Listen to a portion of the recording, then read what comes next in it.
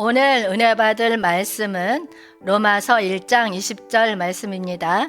창세로부터 그의 보이지 아니하는 것들 곧 그의 영원하신 능력과 신성이 그가 만드신 만물에 분명히 보여 알려졌나니 그러므로 그들이 핑계하지 못할지니라. 아멘. 오늘은 복음을 듣지 못하고 죽은 사람의 구원은 어떻게 되나요? 라는 주제로 함께 은혜를 나누고자 합니다. 복음을 듣지 못하고 죽은 사람들에 대한 구원 문제는 우리의 신앙에서 하나님은 무한한 사랑과 공의의 하나님이라는 근본적인 이해가 필요합니다. 하나님은 우리를 지옥으로 보내려는 것이 아니라 모든 인간을 구원하려고 하시며 복음을 듣지 못한 사람들에게도 적용됩니다. 성경은 믿음이 구원의 핵심 요소라고 강조합니다. 이 믿음이 예수 그리스도를 통한 구원에 대한 신뢰와 복음의 광범위한 메시지를 수용하는 것을 의미합니다. 그러나 믿음의 부재로 인해 복음을 듣지 못한 사람들에게도 하나님의 은혜와 구원이 미치는 가능성에 대해 고민해 봐야 합니다.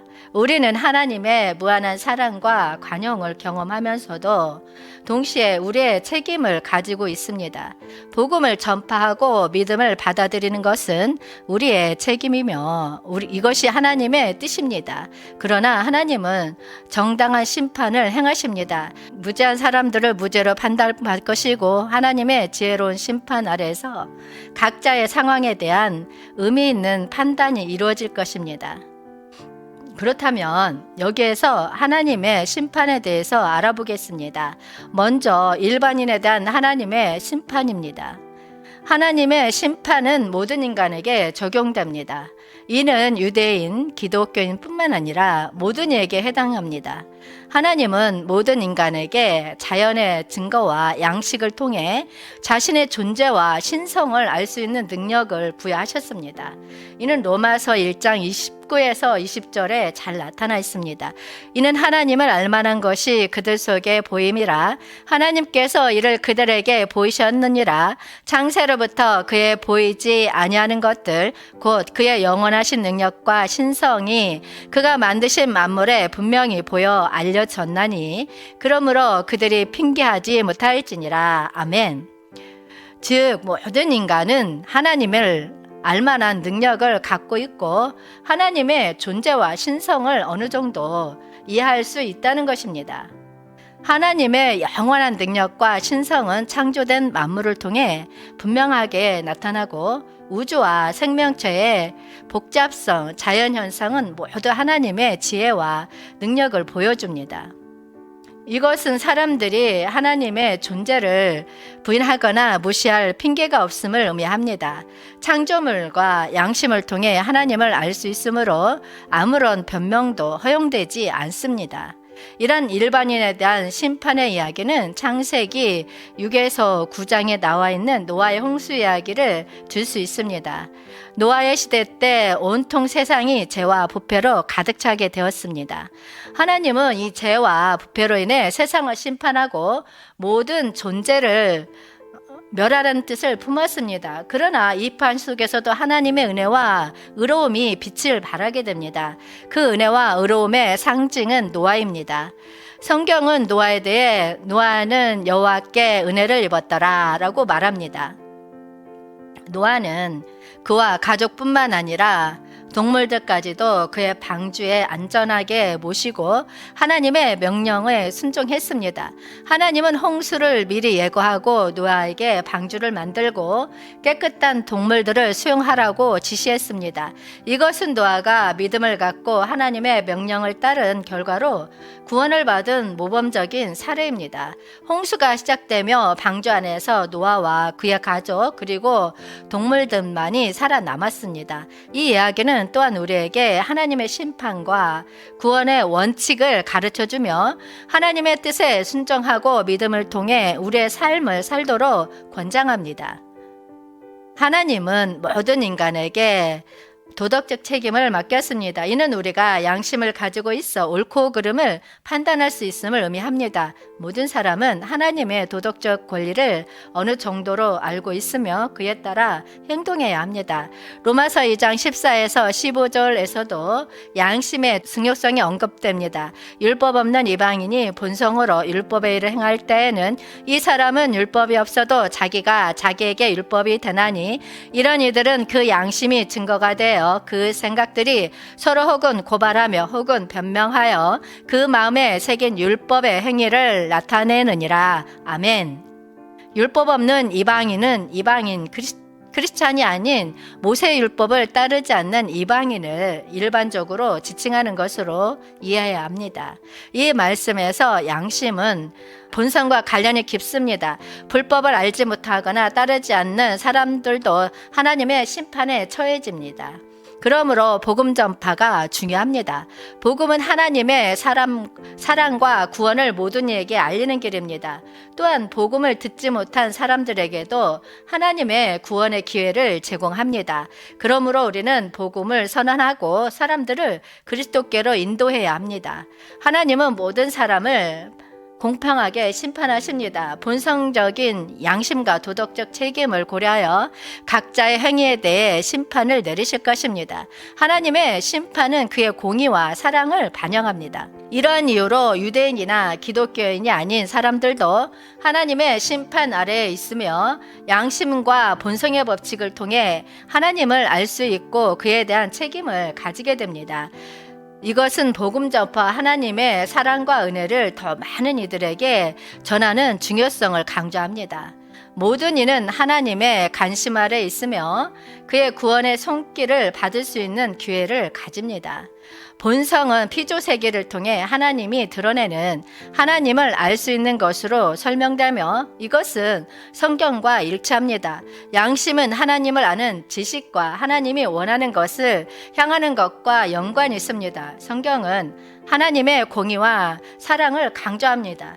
하나님은 모든 인간을 공평하게 심판하며 이들이 양심과 본성의 법칙을 통해 어떻게 살아가느냐를 고려하실 것입니다. 복음을 듣지 못한 이들에게도 하나님은 구원의 길을 열어줄 것입니다. 또한 로마서 2장 14에서 15절에서 도덕주의자에 대한 하나님의 심판은 어떠한지 알아보겠습니다. 이 말씀에서 양심의 법에 대한 언급이 나옵니다. 모든 사람에게 주어진 하나님의 법을 의미합니다. 양심의 법은 선과 악을 판단하고 도덕적인 원리를 알려주는 일종의 도덕적 지침서입니다. 이 법은 사람들이 하나님의 형상으로 창조되었기 때문에 모두에게 주어진 것입니다. 도덕주의자는 양심의 법을 따르려고 노력합니다. 그들은 선과 악을 판단하고 윤리적인 삶을 지향합니다. 이는 세상적인 윤리와 도덕적 교훈에 대해 행동하는 것을 의미합니다. 예를 들어 석가모니와 공자와 같은 역사적 인물들은 도덕적인 가르침을 전파하고 그에 따라 살려고 노력한 것으로 알려져 있습니다. 성경은 도덕주의자의 행동에 대한 하나님의 심판에 대해 명확하게 말하고 있습니다. 도덕주의자가 선과 악을 따르는 것은 긍정적이지만 하나님은 그들의 행동을 통해 그들의 마음을 평가하십니다. 하나님의 동기와 의도가 얼마나 순수하고 하나님을 찾고자 하는지에 따라 심판이 이루어집니다. 도덕주의자도 완벽하지 않으며 성경은 그들도 회개가 필요하다고 말합니다. 도덕주의자가 어떤 면에서는 하나님의 법을 어기거나 자기만의 의로움에 빠질 수 있습니다. 그러므로 도덕주의자도 하나님의 은혜와 회개의 기회를 필요로 합니다.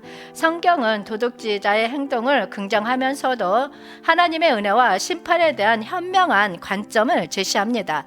도덕주의자는 양심의 법을 따라 노력하지만 하나님 앞에서 모든 사람이 회개와 은혜를 필요로 하는 존재임을 감안해야 합니다. 이러한 관점을 통해 성경은 도덕주의자와 신앙인 모두가 하나님 은혜와 사랑을 필요로 하며 그리스도를 통해 구원을 받을 수 있다는 중요한 메시지를 전달하고 있습니다. 그리고 구약의 성도들 유대인에 대한 심판을 로마서 2장 17에서 29절 말씀을 통해서 알아보겠습니다. 유대인들은 하나님의 특별한 계시를 받은 민족으로 하나님은 모세와 선지자들을 통해 율법과 성경을 주셨습니다. 이로써 유대인들은 다른 민족들보다 더 큰 책임을 가지게 되었습니다. 하나님의 명령과 율법을 통해 하나님을 알고 선과 악을 분별할 능력을 부여받았습니다. 그러나 유대인들이 율법을 따르지 않고 불순종하면서 하나님의 이름이 모독을 받게 되었습니다. 성경은 하나님께서 여러 번 유대인들을 경고하셨음에도 불구하고 그들이 회개하지 않았다는 것을 기록하고 있습니다. 유대인들은 종교적으로 특별한 위치에 있음에도 불구하고 메시아를 영접하지 않았으며 오히려 메시아를 거부하고 심지어 그를 십자가에 못 박았습니다. 유대인들은 역사적으로도 하나님의 심판을 받았습니다. 이스라엘은 여러 번 포로가 되고 나라가 잃고 고행을 당하였습니다. 예수 그리스도를 거절하고 심지어 그를 죽인 이후 로마 제국에 의해 예루살렘이 파괴되었고 유대인들은 많은 고행과 박해를 겪었습니다. 성경은 마지막 심판 때에도 하나님이 구약 성도도 유대인들을 그들의 행위와 율법을 토대로 심판하실 것을 언급하고 있습니다. 하나님은 그들에게 주어진 특별한 책임을 강조하며 그들이 그 책임을 어떻게 다뤘는지를 공정하게 판단하실 것입니다. 유대인은 이러한 하나님과의 역사를 가지고 있습니다. 바울은 이러한 유대인들에게 로마서 2장 17에서 20절에서 하나님의 특별한 축복과 교육을 강조합니다. 그들은 하나님의 율법과 성경을 받고 하나님의 뜻을 더 잘 이해할 수 있는 특권을 부여받았습니다. 이로써 유대인들은 하나님의 뜻을 더 정확하게 알 수 있고 선과 악을 분별할 수 있는 능력을 가지게 되었습니다. 바울은 유대인들이 율법을 가르치면서도 자신들도 율법을 어기고 있는 현실을 비판합니다. 그들은 다른 사람들에게 도덕적인 가르침을 전하면서도 스스로는 그 가르침에 따르지 않고 있었습니다. 이는 도덕적 모습을 보여주며 하나님의 이름이 그들로 인해 해방당한 것을 나타냅니다. 그리고 진정한 유대인이 육신적으로 할례만 받은 자가 아니라 마음과 영에서 율법을 지키는 자라는 것을 강조합니다. 하나님의 율법은 외부적인 형식뿐만 아니라 내면에서 진정한 변화를 가져야 합니다. 바울은 하나님의 율법을 마음에 심고 따르는 것이 진정한 유대인이 되는 길임을 설명합니다. 유대인들에 대한 하나님의 심판은 그들이 받은 특별한 계시와 율법을 고려하여 이루어집니다. 그들은 하나님의 선택된 민족으로 특별한 지위를 가졌지만 그에 상응한 책임을 갖고 있었습니다. 그러나 그들이 불순종하고 메시아를 거절하였으며 이로써 역사적으로도 심판을 받았습니다. 마지막 심판 때에도 하나님은 그들을 율법을 토대로 공정하게 심판하실 것입니다. 이러한 심판은 하나님의 공의와 정의를 반영하며 유대인들에게 주어진 특별한 책임을 강조하는 중요한 메시지입니다. 이런 유대인들에 대한 하나님의 심판이 성경 속의 예화 중 하나로 바벨론 포로와 관련된 사건이 있습니다. 바벨론 포로는 유대인들이 기원전 587년부터 3차에 걸쳐 일어납니다. 이 사건은 예레미야 선지자의 책과 다니엘 선지자의 책에서 다루어지며 유대인들의 패배와 포로가 하나님의 심판이었다고 해석되어 있습니다. 예레미야 25장에서 예레미야 선지자는 유다와 예루살렘에 대한 파멸과 포로를 예언합니다.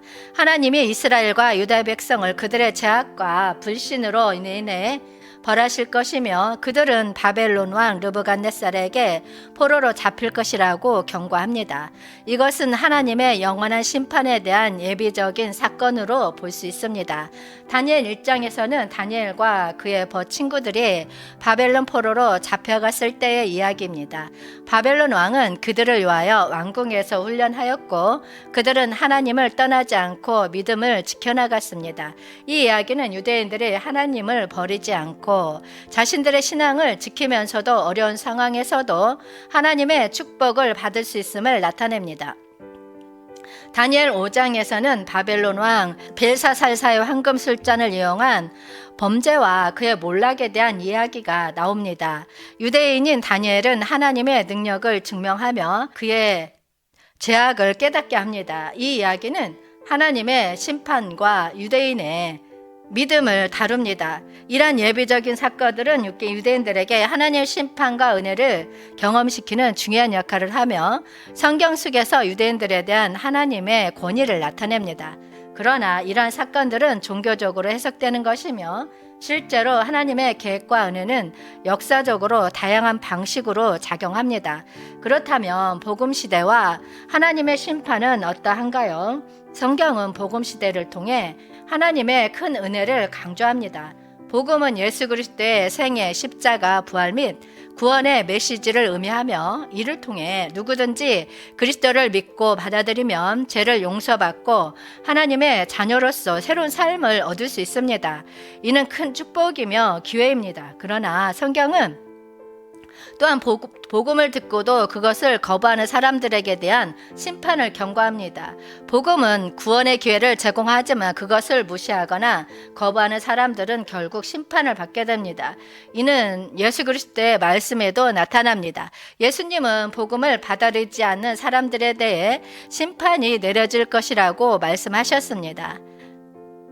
요한복음 3장 18절 말씀에 그를 믿는 자는 심판을 받지 아니하는 것이요 믿지 아니하는 자는 하나님의 독생자의 이름을 믿지 아니하므로 벌써 심판을 받은 것이니라. 아멘.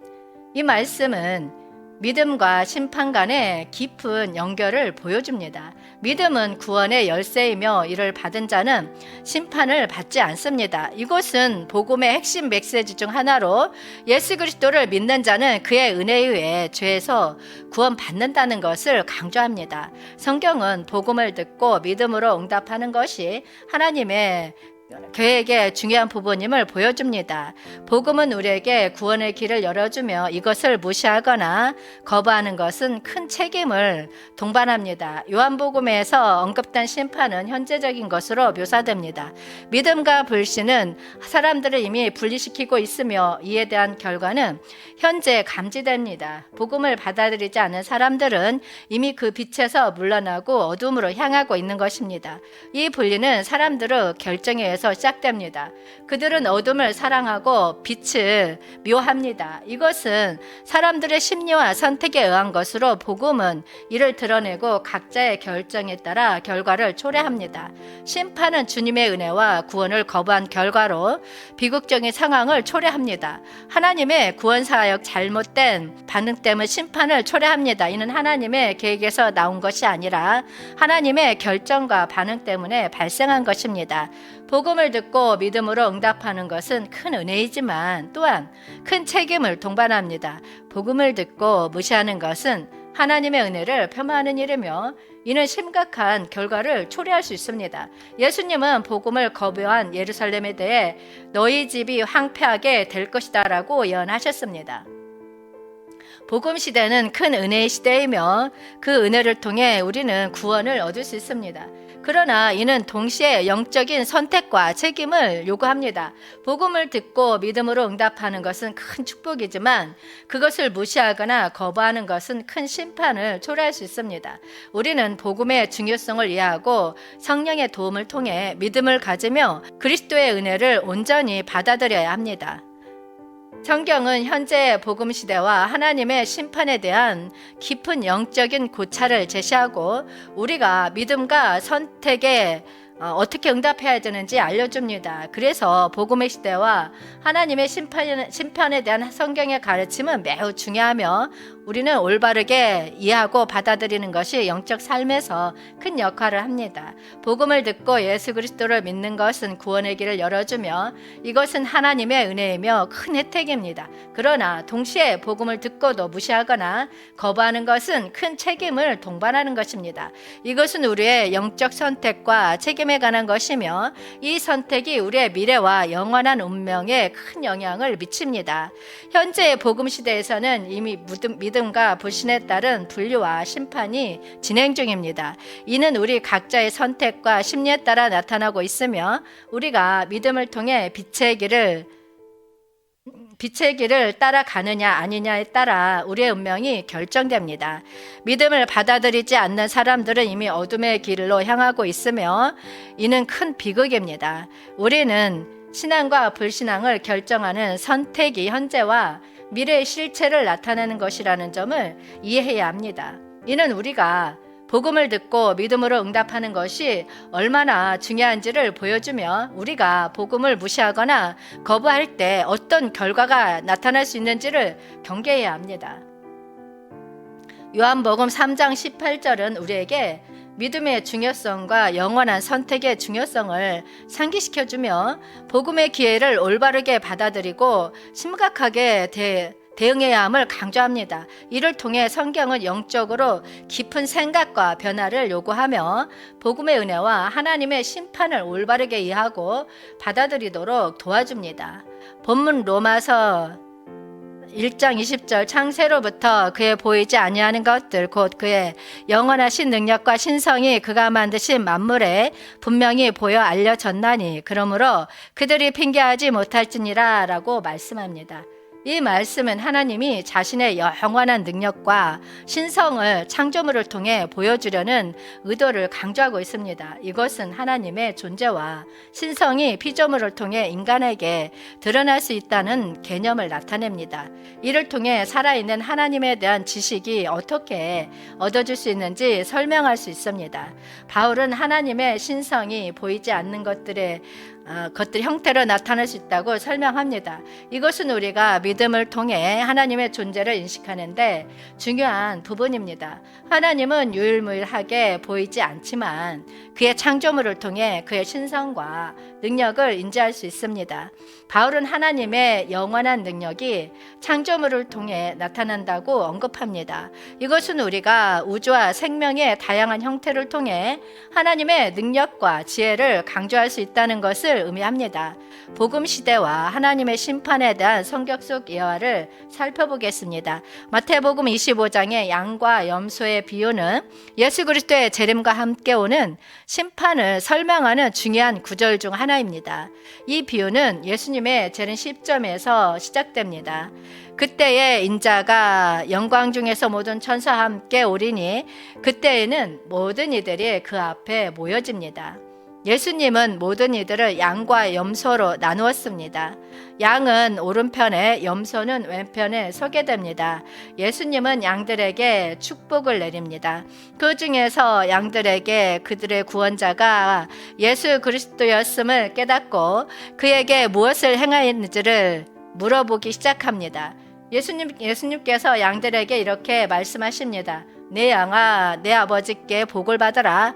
나는 주인 되기 전에 너희에게 음식을 주며 마시게 하였고 나그네 되어서 너희를 영접하였으며 헐벗었을 때 옷을 입히고 병들었을 때 너희를 돌보았으며 갇힌 채 갇혔을 때 너희가 내게 왔느니라.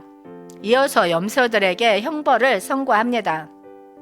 염소들은 왼편에 서게 되고 예수님은 그들을 이렇게 이르십니다. 저들을 받은 자들아, 나를 떠나 불로 영원히 매장되는 곳으로 가라. 왜냐하면 내가 주려고 하는 음식을 너희가 먹지 않았고 목마르면 너희에게 마시게 하지 않았으며 나그네 되어서 너희를 영접하지 않았으며 벗을 영접하지 않았으며 병들었을 때 오게 갇혀 있을 때 돌보지 않았느니라. 이 비유의 중심 가르침은 주인 예수 그리스도가 어떻게 가난하고 어려운 이웃들을 대하는 것에 대한 것입니다. 예수님은 자신의 성도들에게 다음과 같이 말하였습니다. 내가 진실로 너희에게 이르느니라.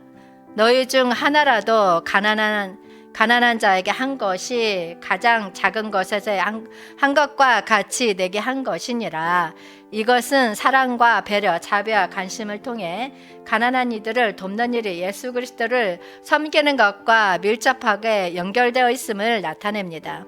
따라서 살아있는 하나님에 대한 지식은 오직 복음을 듣지 못하고 죽은 사람들에게 어떻게 적용될까요? 바울의 주장을 바탕으로 하나님의 존재와 신성은 창조물을 통해 드러날 수 있습니다. 그러므로 복음을 듣지 못한 사람들에게도 자연과 창조물을 통해 하나님을 인식하고 믿음의 초석을 다지도록 도울 수 있습니다. 복음을 듣지 못한 사람들에게도 자연과 과학적 연구를 통해 하나님의 존재와 영원한 능력을 이해할 수 있는 기회가 있습니다. 이것은 하나님의 존재에 대한 깨달음을 얻는 중요한 방법 중 하나입니다. 죽은 사람들이 이 세상에서 본 창조물의 아름다움과 조화를 느끼고 존경함으로써 하나님의 창조를 통해 하나님을 존경하고 예배하는 데 도움이 될 수 있습니다. 따라서 바울의 말씀을 통해 볼 때 복음을 돋지 못한 죽은 사람들도 하나님의 존재와 신성을 창조물을 통해 인지할 수 있으며 이를 통해 무지와 불신을 떠넘기고 하나님에게로 나아갈 수 있는 메시지를 전달할 수 있습니다. 결론적으로 로마서 1장 20절에서 창세로부터 그의 보이지 아니하는 것들 곧 그의 영원하신 능력과 신성이 그가 만드신 만물에 분명히 보여 알려졌나니 그러므로 그들이 핑계하지 못할지니라는 말씀은 하나님의 존재와 능력이 모든 창조물을 통해 분명히 나타나 있음을 보여줍니다. 이것은 모든 이에게 하나님의 존재를 인식하는 능력을 부여하며 하나님은 공평하게 모든 이들을 심판합니다. 유대인 모두가 하나님의 심판을 받을 수 있으며 이것은 우리 행동과 마음을 평가하여 이루어집니다. 그러나 복음을 듣지 못하고 죽은 사람들에 대한 하나님의 심판은 복음을 듣지 못한 이들의 특별한 상황을 고려할 것입니다. 이들은 하나님의 존재를 인식할 수 없는 상황에서 살았으며 하나님은 그들을 공평하게 심판할 것입니다.